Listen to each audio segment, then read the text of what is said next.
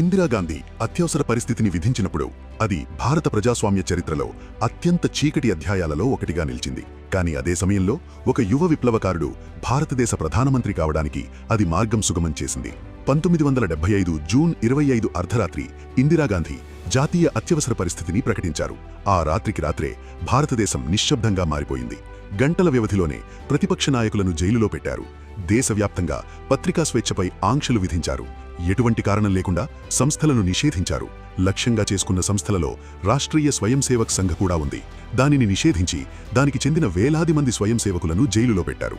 ఆ సమయంలో ప్రజాస్వామ్యం అపహాస్యమైంది. కానీ 25 ఏళ్ల ఆర్ఎస్ఎస్ స్వయం సేవక్ నరేంద్ర మోదీ లొంగిపోలేదు.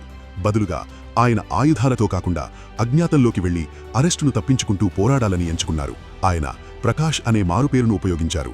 కానీ త్వరలోనే పోలీసులకు పట్టుబడే లక్ష్యంగా మారారు. అరెస్టు కాకుండా ఉండేందుకు ఆయన నిరంతరం తన గుర్తింపులను మార్చుకుంటూ ఉండేవారు. కొన్నిసార్లు సిక్కుగా, మరికొన్నిసార్లు సన్యాసిగా, చివరికి వీధి వ్యాపారిగా కూడా.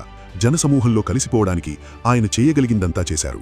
ఒక సాహసభరితమైన సందర్భంలో మోదీ స్వామీజీ వేషంలో భావనగర్ జైలులోకి ప్రవేశించారు.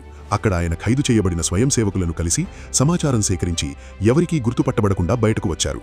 మరో సందర్భంలో నరేంద్ర మోదీయే స్వామీజీ అని పోలీసులకు తెలియక వారు మోదీ గురించి సమాచారం అడిగారు.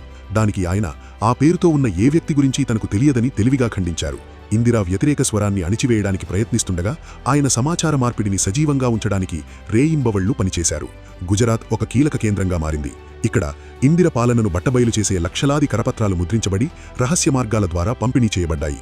కొన్నిసార్లు ఒకరి నుండి మరొకరికి రహస్యంగా చేరవేయబడ్డాయి. 1977లో ఎమర్జెన్సీ ముగిసినప్పటికీ అది కేవలం ముగియడమే కాదు, తిరస్కరించబడింది కూడా.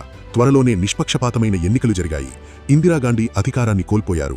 తొలిసారిగా మొరార్జీ దేశాయ్ నేతృత్వంలో కాంగ్రెసేతర ప్రభుత్వం కేంద్రంలోకి వచ్చి ప్రజాస్వామ్యవాణి పునరాగమనాన్ని సూచించింది.